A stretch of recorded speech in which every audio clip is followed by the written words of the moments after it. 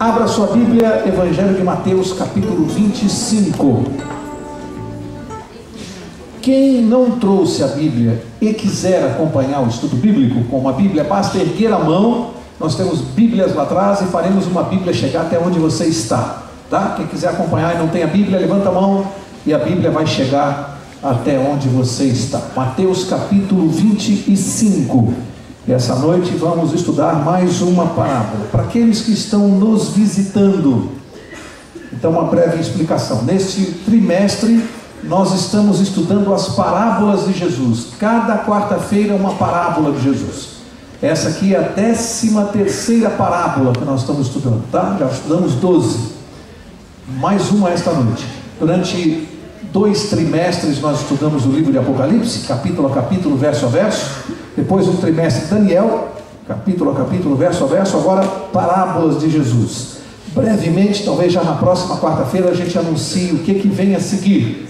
O que nós vamos fazer, qual é o próximo tema que nós vamos tratar aqui na classe bíblica. Hoje, mais uma parábola, Mateus capítulo 25, a parábola das 10 virgens. Interessante que, enquanto eu estudava isso, e comentava com uma pessoa, e a pessoa me dizia o seguinte: olha, Mauro, eu já li algumas vezes essa parábola, e eu não consigo compreender muito bem por que Jesus contou essa parábola. Eu não entendi. E eu acho que, como esta pessoa que me disse isso, talvez existam outras pessoas que não tenham compreendido bem a profundidade do que Jesus estava ensinando, não só nesta parábola, como em todas as parábolas, né? Jesus não tem uma parábola que ele conte que não tenha uma aplicação espiritual forte, mas essa aqui também tem, e essa aqui envolve todos nós. Então nós vamos estudar essa noite essa parábola, como sempre fazemos, primeiro entendendo o contexto. Por que é que Jesus contou essa parábola? Que significado tinha essa história no tempo em que ele contou? E que significado tem para nós hoje? O que isso aqui tem a ver com a nossa vida, como nós fazemos todas as quartas-feiras, né? A gente vem aqui saber o que isso tem a ver, o que isso me ajuda na minha vida, o que ajuda a resolver os meus problemas. Quer dizer, não é para você vir aqui apenas ficar sabendo por uma questão de cultura bíblica, não. Nós temos que aplicar isto aqui na nossa vida. E você vai ver que essa história que Jesus contou aqui é uma história que nos envolve, e nos envolve muito, de uma maneira muito séria. É um apelo, um chamado de Jesus para o tempo que nós estamos vivendo. Então, primeiro vamos falar do contexto. Por que Jesus contou essa parábola das 10 virgens? Então, uma explicação aqui de contexto. No tempo de Jesus, como é que era o casamento no Oriente Médio?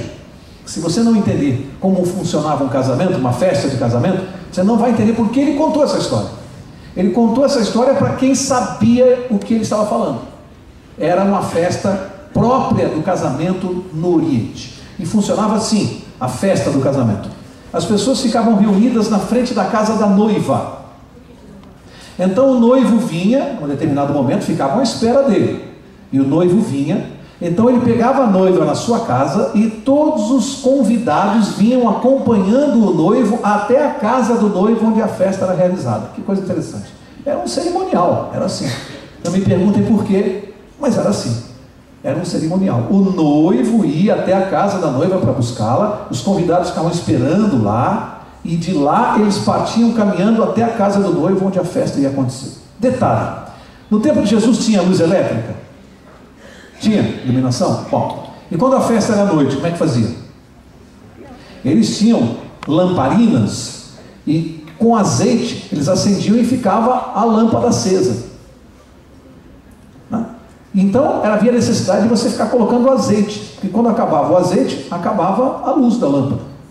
Então eles tinham que manter aquela lamparina acesa, porque se o noivo demorasse muito, acabava a luz ali, eles ficavam sem luz. Imagina aquela moça vestida, eu não sei como era o traje de festa no tempo de Jesus, mas imagino que as mulheres deviam se vestir de uma maneira diferente, roupa de festa.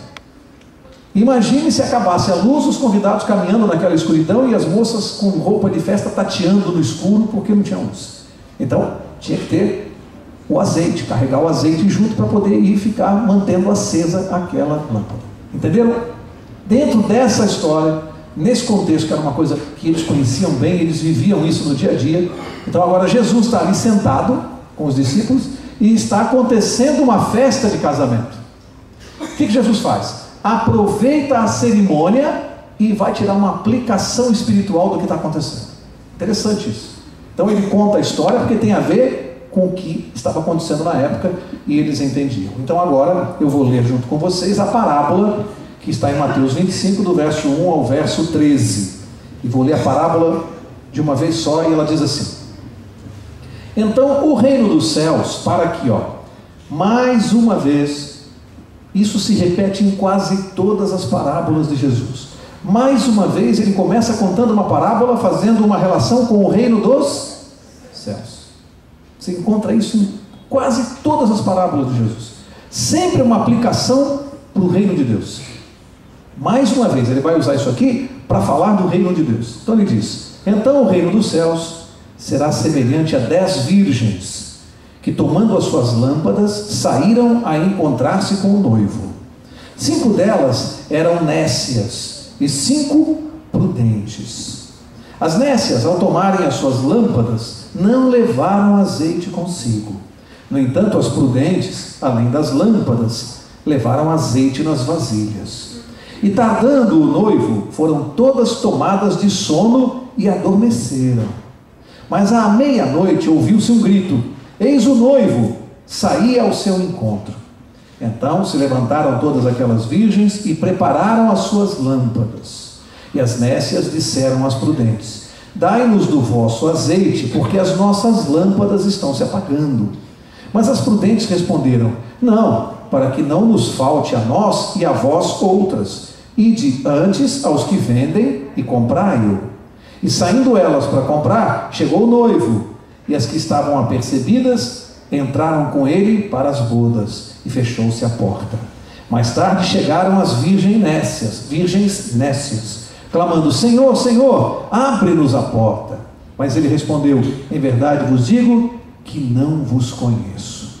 Vigiai, pois, porque não sabeis o dia nem a hora. Para aqui. Bom, Jesus pegou o exemplo da festa de casamento que eles conheciam e conta essa história. Só que ele acrescentou alguns ingredientes que tem um símbolo muito forte e uma aplicação que nós vamos ver uma a uma essa noite em relação a nós. Então ele coloca algumas pessoas assim, 5. Por que ele diz 10 virgens? Porque ele usa essa expressão virgens. Aqui é o sentido espiritual. Pessoas puras de entendimento, puras na doutrina. Por isso ele faz uma comparação com virgens, no sentido espiritual. Pessoas puras na doutrina. São 10. Elas foram ao casamento. Diz que 5 precavidas, a parábola chama de prudentes, sabendo da possibilidade da demora, muitos casamentos demoravam, elas levaram o azeite numa vasilha. As outras 5 não levaram. Não levaram nada, levaram só as lâmpadas. E não levaram o azeite, achando que não ia demorar muito para o noivo aparecer. E aí diz que o noivo demorou tanto. No relato de Jesus ele fala que elas adormeceram, pegaram no sono. Imagina o tempo de espera. Parece alguns casamentos que a gente vai hoje em dia, né? A noiva diz que começa às 6 horas e chega às 8h30, a gente está na igreja e a noiva não chega, né? Adormeceram aqui, esperando o noivo. E o noivo ali, o galã, não vinha. De repente gritaram: ele vem vindo. Aí acordaram todas, as precavidas ficaram vigilantes para não apagar a lâmpada. Elas ficavam botando azeite, ficaram colocando, ficaram mantendo a lâmpada acesa, as precavidas. As outras dormiram sem nenhuma preocupação, não levaram azeite. Quando acordaram, o que elas viram? A lâmpada delas se apagou. O que elas fizeram? Pediram para as outras 5: dá para vocês emprestarem um azeite para mim aqui, para nós? Elas falaram: não, se eu emprestar para você, eu vou ficar sem, e vai acabar a minha lâmpada. Então é melhor você sair para comprar. Mas diz que o noivo chegou à meia-noite. Provavelmente não tinha mais lugar para comprar azeite naquele horário. Diz que elas saíram atrás. As precavidas seguiram, entraram na festa, e diz que fechou-se a porta da festa. Aquelas as imprudentes, chegaram atrasadas, sem o azeite, bateram na porta, e diz que o dono da festa diz: olha, não vos conheço. Por que Jesus contou essa história? O que isso tem a ver com isso? Todos nós sabemos que nós estamos vivendo. Aqui, vamos entender alguns símbolos que ele colocou. O noivo simboliza quem? Ele mesmo. A vinda do noivo, a volta de Jesus. Ele está falando dele. A espera pela volta de Jesus. Tá? As virgens simbolizam quem? As virgens puras. Você lá no livro de Apocalipse, que nós estudamos aqui, a Bíblia compara virgens puras a quê? A igreja. Ele usa a mesma figura na parábola, não é novidade para nós. Então surgem as virgens puras, que na Bíblia são símbolo da igreja de Deus, a igreja pura, verdadeira, em contraste com aquela outra igreja lá de Apocalipse, aquela que adultera, que é comparada a uma prostituta. Então aqui são virgens puras, é a igreja de Deus, que está esperando por Jesus. E aí Jesus diz que na igreja de Deus, metade aqui, esse número não é importante, não precisa ser exatamente 50%, é apenas um exemplo, metade é composta de gente precavida, que enquanto espera Jesus voltar, está com o azeite e a lâmpada. E nós já vamos ver na Bíblia o que simboliza a lâmpada e o que simboliza o azeite. São símbolos bíblicos. E tem aquelas outras pessoas que ficam esperando Jesus voltar e ficam indiferentes e ficam imprudentes, não levam a sério, não tem o azeite e acaba a lâmpada, apaga a luz e não entram no reino. É importante isso, a gente entender por que ele está contando essa história e qual é o significado mais profundo disso aqui. Eu acho que tem tudo a ver, né? Porque eu fico pensando, e se eu, Mauro, estiver no grupo das 5 que não tem o azeite? Eu estou com risco de vida espiritual? Então eu preciso entender como é que eu evito que isso aconteça e como é que a gente resolve esse problema aqui. Jesus está contando uma história, ela é indigesta, porque ele está contando essa história para quem? Para a sua igreja. Ele está falando conosco. O assunto é aqui, é a portas fechadas, é para nós. Sabe quando a gente vai ter aquela conversa assim em família, mais íntima, que a gente fala assim, fecha a porta, encosta a porta, nós vamos falar só para nós aqui. Agora Jesus falou assim, encosta a porta, o papo agora é com a minha igreja, o assunto é entre nós. Aí pega e conta essa história aqui. Está falando para os discípulos. Bom, o que simboliza a lâmpada na Bíblia?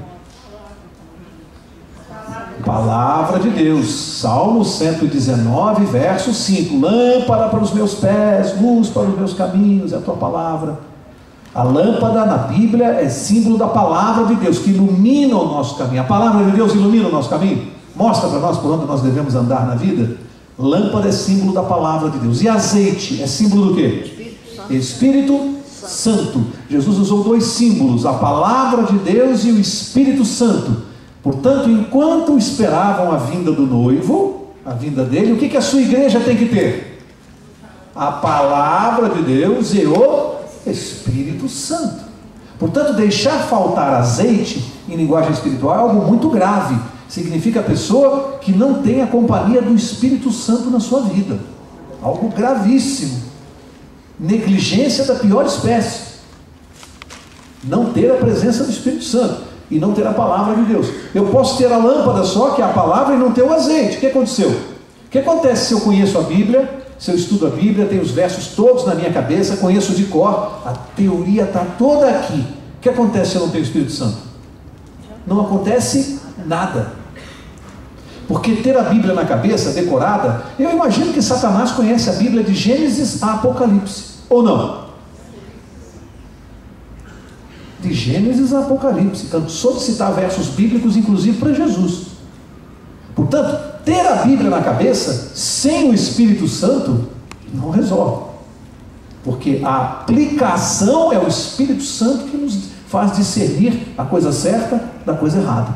Ele nos dá o discernimento espiritual. Portanto, deixar faltar azeite aqui na história que Jesus está contando é coisa muito séria.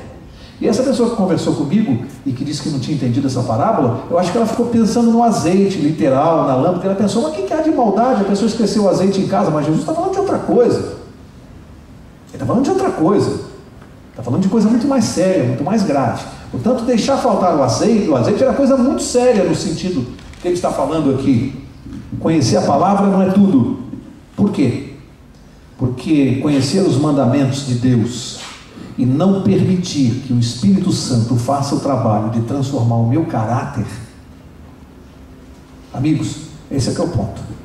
Conhecer a palavra de Deus não é tudo, É preciso que a palavra de Deus, por obra do Espírito Santo, transforme o meu caráter.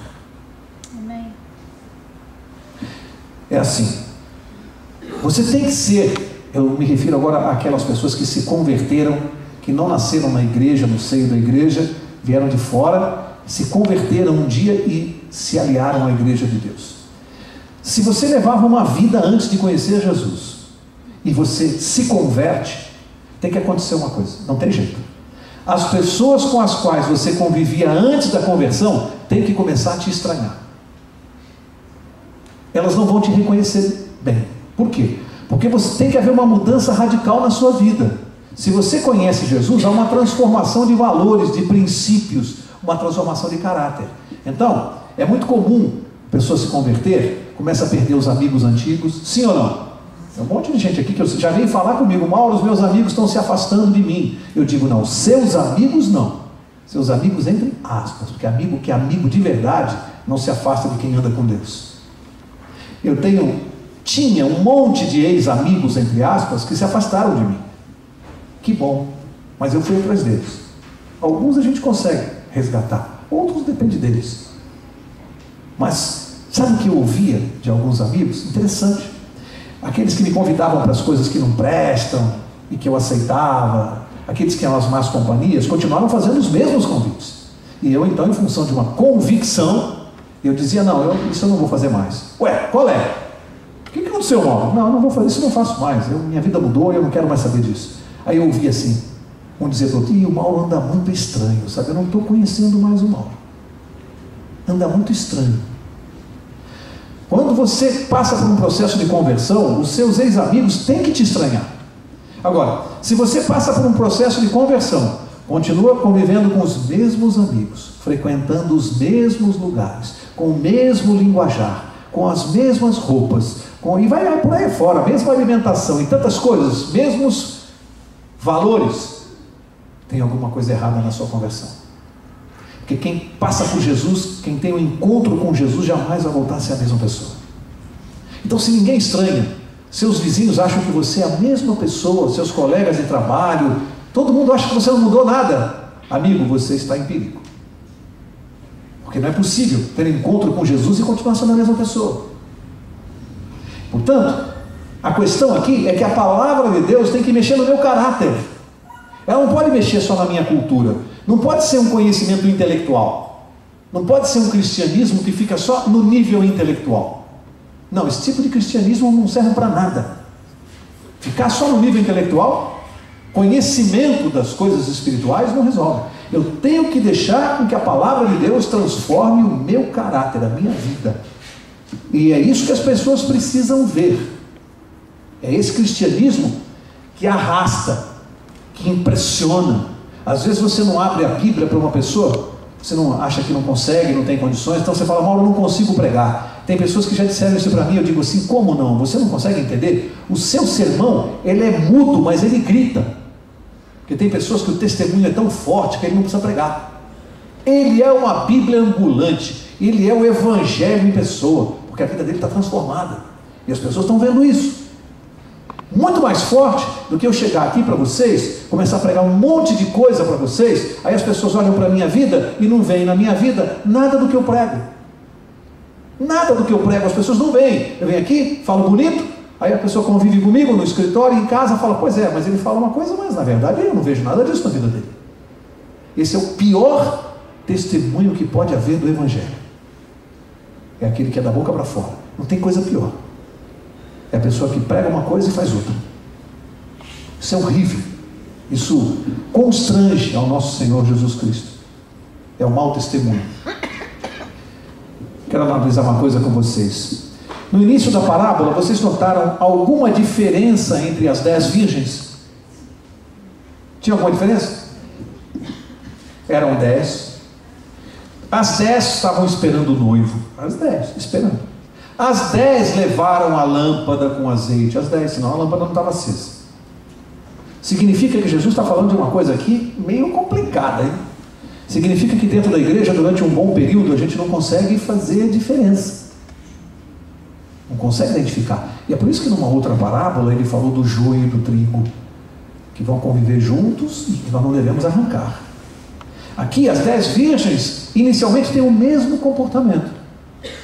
Elas foram à festa com a mesma expectativa, com a mesma energia, levaram a mesma lâmpada, tudo igualzinho. De repente, na hora que o noivo se apresenta para voltar, aí aparece a diferença dos dois grupos. Jesus está falando assim, tem 2 grupos dentro da igreja. Por hora, a gente não consegue verificar a diferença. São pessoas que vêm ao culto, que estudam, que estão por aqui. Na hora que se aproxima o tempo da volta de Jesus, um grupo vai se revelar, e o outro também.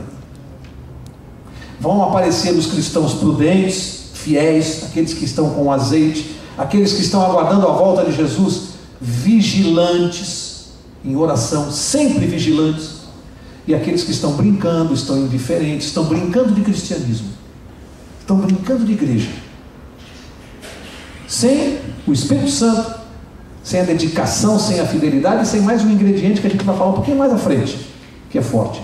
E aí, na hora do aparecimento do noivo, essas imprudentes se revelam. Isso me assusta, eu tenho que estar preocupado com isso, porque eu, como cristão, eu tenho que estar vigilante comigo mesmo, com a minha vida. Eu não posso cochilar, eu não posso achar que estou salvo e começar a levar a minha vida espiritual de uma maneira desleixada.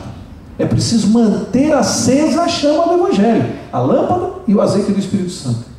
Eu preciso estar cuidando disso, eu preciso estar vigilante. E as virgens estavam, elas estavam vigiando enquanto o noivo demorava. Alguns diziam, puxa, mas está demorando tanto, será que não vem mais?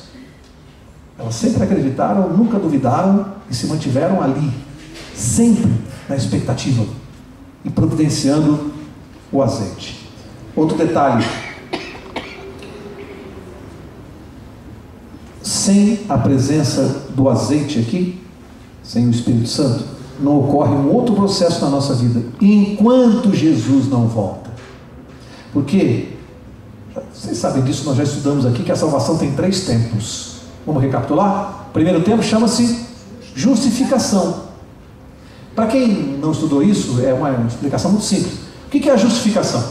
Eu chego aqui nesse momento, reconheço, me arrependo das minhas faltas, entendo que Jesus é o meu Salvador, entendo pelo estudo da palavra, aprendo isso, reconheço nele o meu Salvador, arrependido, eu peço perdão a Jesus, arrependido, assumo com ele um compromisso de uma nova vida. Neste exato momento eu estou justificado pela fé. Quanto tempo demora o processo de justificação? O tempo de uma oração. Você pode estar justificado em 1 minuto, 2, em 5. Você terminou a oração, arrependimento sincero, você está justificado pela fé. Naquele exato momento você está salvo. Bom, passado o processo de justificação, nós vamos entrar num segundo processo. Chama-se santificação. O que é isso? O convívio com Jesus, a convivência com Ele, o relacionamento diário com Ele vai mudando o meu caráter, que é o que nós estamos falando aqui. Ele vai alterando o meu caráter. Isso é um processo, isso não acontece assim. Isso não acontece no estado de dedo. A transformação do cristianismo não é assim. O sujeito tinha um monte de coisa errada na vida dele, aceitou Jesus como Salvador, acabou. Não, ele vai ter que corrigir aquilo. É uma relação com Jesus, é uma convivência com Ele. Ele vai corrigir? Não, desculpe. O relacionamento com Jesus vai fazer com que Jesus corrija aquilo na vida da pessoa e na minha. Esse processo chama-se santificação. Quanto tempo demora? Uma vida inteira. Enquanto nós estivermos vivos, estamos em processo de justificação. Vou dar um exemplo bíblico disso. Processo de santificação. Vou dar um exemplo bíblico disso aqui. Paulo. Você chega lá em Romanos 7, você vê Paulo vivendo um drama. Ele já era convertido, ele pregava. E o que ele está dizendo lá em Romanos capítulo 7? O bem que eu quero fazer, eu não faço. E o mal que eu não quero, esse eu faço. Ele está numa luta interior, num conflito. Ele já sabe o que é certo, sabe o que é errado. Ele diz que tenta fazer o certo e às vezes ele faz o errado. Isso traz sofrimento para ele. Por quê? Amigo, só existe conflito e sofrimento para uma pessoa convertida. Quem não é convertido não tem sofrimento. Faz as coisas erradas sem nenhuma dor de consciência. Se alguém diz assim, eu estou sofrendo, eu peco e depois entro numa depressão, diga amém, porque você é uma pessoa convertida.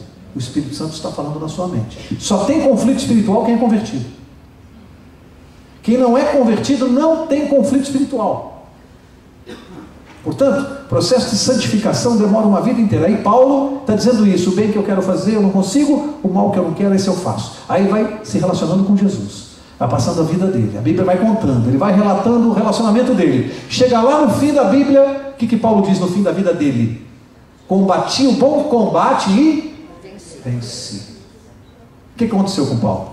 Aquele homem que no início diz assim, eu quero fazer o bem, não consigo, eu só faço o mal, ele está numa luta espiritual, convivia com Jesus diariamente. Jesus foi mudando a vida dele. Chega lá, ele está velhinho, ele diz assim, eu combati o combate, mas eu venci. Jesus mudou o caráter dele, ele já não praticava mais o mal. Isso demorou uma vida. Para alguns demora 1 ano, 2, para outros 5 anos, para outros 10, não sei, isso é uma coisa para Deus. Quanto mais relacionamento com Deus, mais fácil disso mudar. Portanto, santificação é o processo de uma vida inteira. E a última fase é a glorificação, que o que é a glorificação? A ausência total do pecado na nossa vida. Isso só vai acontecer em que fase? Quando Jesus voltar. Glorificados só na eternidade, só na volta de Jesus. Quando nós vamos viver sem o pecado na nossa natureza, sem a experiência do pecado atrapalhando a nossa vida. Ok? Essas 3 fases da salvação é importante a gente entender. Agora, 2 lições importantes e fundamentais para começar a encerrar, para nós tirarmos dessa parábola. 2 lições que a gente tem que levar para casa. A primeira: há certos itens na vida espiritual que eu não posso deixar por último minuto. Se alguém está levando a vida, sabe que está errado e fala, bom, mas Jesus ainda vai demorar um pouquinho para voltar, eu vou conseguir, eu vou abandonar esse pecado, eu vou abandonar esse vício, deixa mais para frente. Cuidado, tem certas coisas que não se deixa para o último minuto. Uma delas, relacionamento com Jesus. Isso tem que ser uma coisa que tem que ter um tempo, tem que ter uma convivência, tem que ser algo que você tem que começar já, entendeu? Começa já. Não deixa para o último minuto, porque isso não se adquire no último minuto. É uma coisa muito... Por quê? Porque você corre o risco de no último minuto você não aceitar Jesus, porque o pecado já fez um estrago tamanho na sua mente que não tem mais volta. É um risco. Alguns aceitam no último minuto? Sim, a Bíblia dá um exemplo. Qual é? O ladrão. Mas esses exemplos são raros. Pessoas que brincam com o pecado e vão muito longe, depois não conseguem mais voltar. Paulo diz lá em Timóteo que cauteriza a mente. O pecado cauteriza a mente. O que significa? Ele tira a sensibilidade para ouvir a voz de Deus, a voz do Espírito Santo. Então, perigo, não se brinca com o pecado. Então, a primeira lição da parábola é que a gente não deve deixar para o último minuto para resolver esse problema. Elas tiveram muito tempo para cuidar do azeite nas lâmpadas. Ficaram brincando, se distraíram, foram dormir. Na hora que o noivo apareceu, o que elas fizeram? Empresta um pouquinho do seu aí. Aqui vem a segunda lição. A primeira é que não se deixa para o último minuto. E a segunda lição é que na vida espiritual não se pode pedir relacionamento do outro emprestado. Olha, eu passei minha vida brincando. Jesus está aparecendo. Pastor Marcelo, me empresta o seu relacionamento com Jesus para eu me salvar. O relacionamento com Jesus é dele, não é meu. Eu não posso pedir emprestado. Elas pediram para o outro o azeite. Pediram para outro, queriam o Espírito Santo e o relacionamento com Deus. Você não pode pedir isso emprestado. Ninguém vai emprestar isso. Não dá para emprestar. Não se transfere vida espiritual de uma pessoa para outra. Então são 2 lições. Não adianta eu estar vivendo e achar que no último momento eu vou pedir para o meu pai, para a minha mãe, empresta a sua vida espiritual para eu poder me salvar também, pegar uma carona. Não existe isso. Elas foram pedir azeite na última hora. É impossível isso. Não é assim que se resolve esse tipo de problema. Portanto, essas são 2 lições importantes que a gente tira da parábola para a nossa vida espiritual. Outra questão: preparo para a emergência. Como é que está a nossa vida espiritual? Nós temos preparo para a emergência? As virgens, 5 delas a Bíblia chama de prudentes. Estavam preparadas para o que deve vier. Vigilantes, em oração, cuidando ali de botar o azeite, vigilantes, esperando. O tempo todo olhando para ver se o noivo aparecia. Não tiravam os olhos. do evento mais importante. As outras, brincando, sonolentas, foram dormir, não se prepararam para a emergência. De repente o grito, o noivo vem vindo, vão ao encontro dele. E aí, na hora da emergência, o que aconteceu? Estavam despreparadas. Bom, como é que eu considero a emergência na minha vida? É o seguinte, eu estou aqui pregando para vocês, qualquer um de nós não está livre de sair daqui e ali na primeira esquina ser assaltado, tomar um tiro e morrer. Isso é uma emergência. Estava eu preparado para esse fato? Estou pronto para encontrar com o noivo? Em que estado Jesus me pega? Como está a minha vida? Como está a minha vida? Lembra? 5 estavam vigilantes, orando, cuidando, olhando, sempre com foco na vinda de Jesus. As outras 5 estavam brincando, não estavam preparadas para a volta. Quando o noivo apareceu, o que aconteceu? Não estavam preparadas. Perderam a salvação por total desleixo com a vida espiritual. Os discípulos fizeram 3 perguntas para Jesus. É interessante porque a gente tinha muita coisa para falar, mas eu vou encerrar. Mas tinha muita coisa interessante nessa parábola. É que Jesus contou essa parábola num contexto que vem numa sequência para responder 3 perguntas. Os discípulos fizeram 3 perguntas para Jesus lá em Mateus 24. Eu até anotei as 3 perguntas aqui. Os discípulos perguntaram: quando acontecerão estas coisas? Primeira. Segunda, qual será o sinal da tua vinda? Terceira pergunta, e do fim do mundo? Aí Jesus começa a responder, né? Se você for ler lá Mateus 24, ele vai dar os sinais do fim do mundo: a guerra, a fome, as pestes, doença, as religiões pregando o engano, né? O amor de todos vai se esfriar, e aí está o último sinal: o evangelho será pregado a todas as nações em testemunho, então virá o fim. Jesus vai respondendo. Aí chega em Mateus 25, ele começa a contar uma série de parábolas e conta essa aqui. Então essa parábola também tem a ver com as 3 perguntas. Quando virá o fim? E ele começa a falar: olha, vocês estão preparados? Conta essa historinha aqui. Estão preparados para o fim? Vai pegar as pessoas, alguns prevenidos, vigilantes, outros brincando. Essa parábola vem numa sequência. Outras coisas importantes: a sonolência espiritual. Aqui fala que elas adormeceram. Amigo, isso aqui é uma coisa muito séria. O que é sonolência espiritual para nós que estamos na igreja? É possível que um cristão esteja sonolento? O que é uma vida espiritual sonolenta?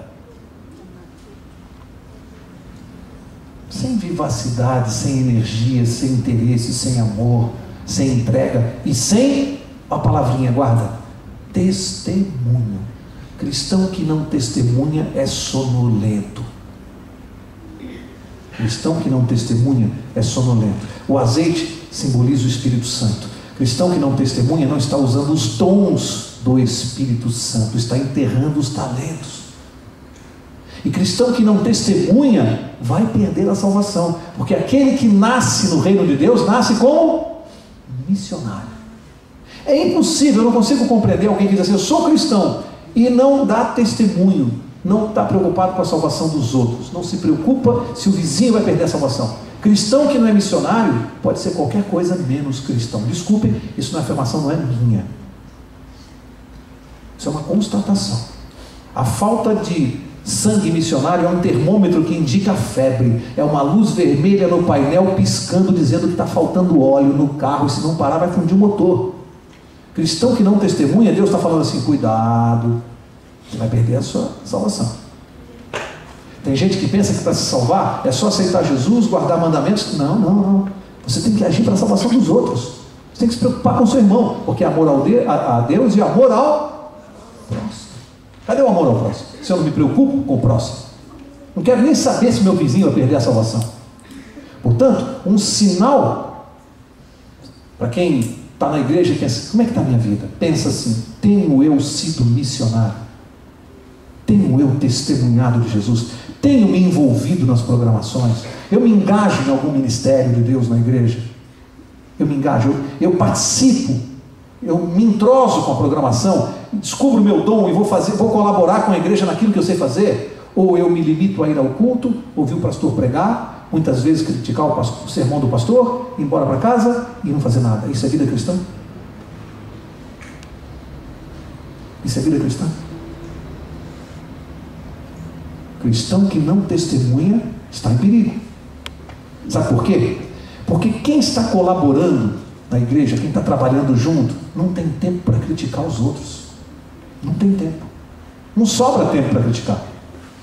Quem está envolvido, sabe? Já reparou aquele negócio de carregar o piano, né? Quem está fazendo força para subir a escada, está ali gemendo junto com o outro, aí às vezes o piano bate um pouquinho na quina, tá? Mas os 2, 3, 4, 5 pessoas para levar o piano, estão todos juntos. Às vezes tem aquele que está parado e fica assim, olha o bico, hein? Olha o bico, não vai raspar o bico. Ó, cuidado, você está carregando mal, rapaz.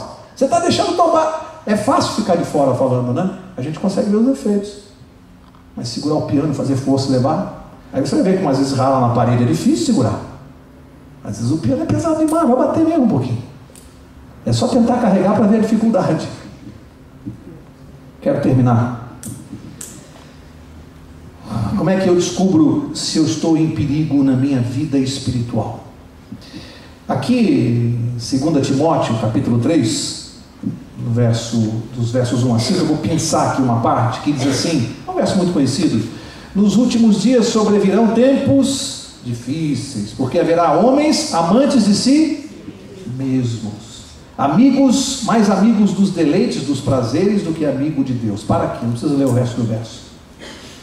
Às vezes é complicado na vida espiritual a gente conseguir entender o que é prioridade. E hoje mesmo à tarde eu tive um testemunho de um irmão aqui da igreja do que é prioridade. Todos, a grande maioria aqui conhecem o Newton Mello. Ele está correndo aí, porque nós vamos ter um encontro de casais em Brasília. Nós vamos viajar, um grupo para lá, vamos viajar, alguns na manhã, outros na sexta-feira, vamos participar de um encontro lá grande. E o Newton Mello está aí correndo que nem louco, não sei nem se o pastor sabe disso. E de repente um empresário muito importante nos negócios dele comunica que está vindo ao Brasil para resolver um problema que ele está esperando há meses a visita desse homem, e esse homem diz que vem amanhã, pastor.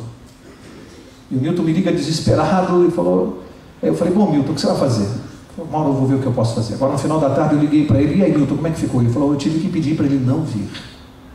Vai esperar talvez mais 2, 3, 4 meses, vai prejudicá-lo. Mas ele disse para mim, o que eu vou fazer? Eu vou pelas prioridades.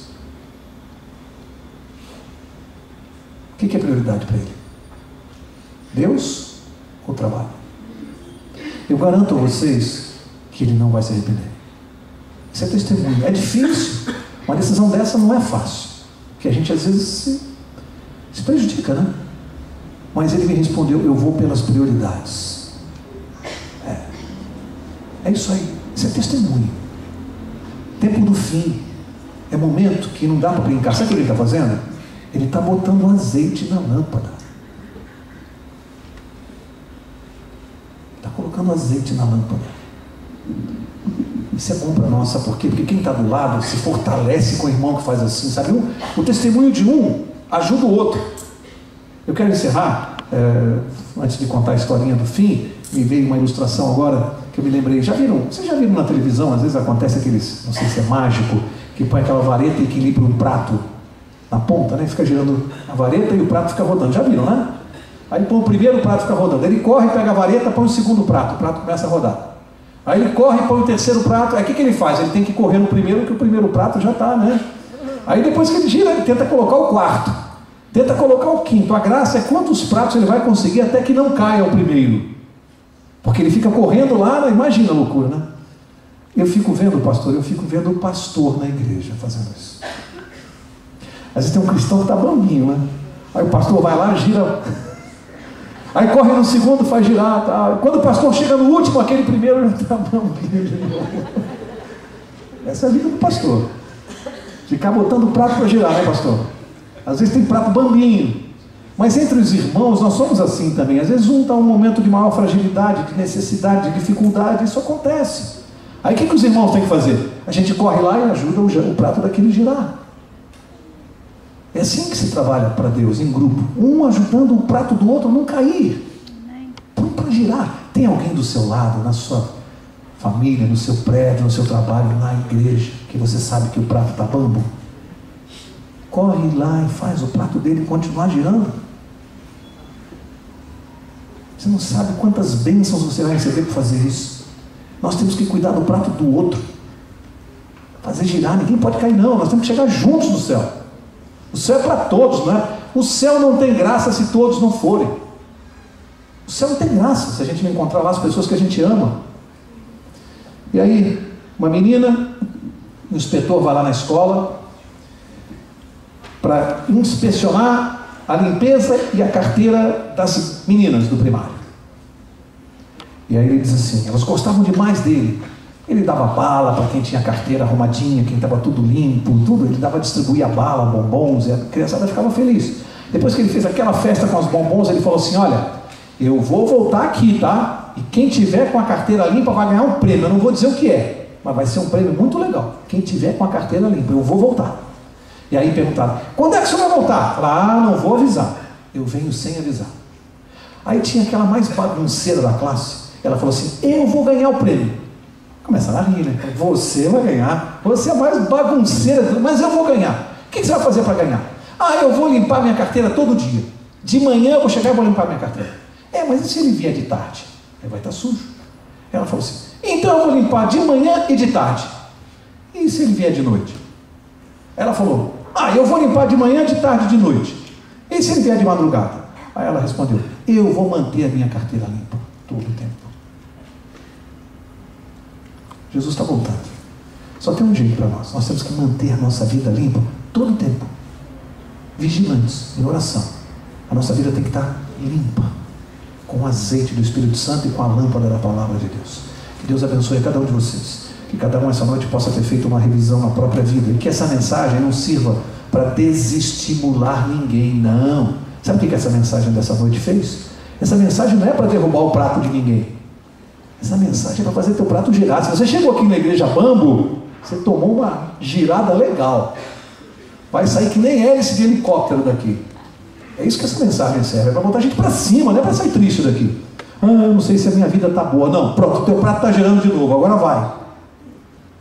É assim que funciona. Que Deus te abençoe. Na próxima quarta temos mais uma parábola e vou pedir ao pastor para encerrar com oração.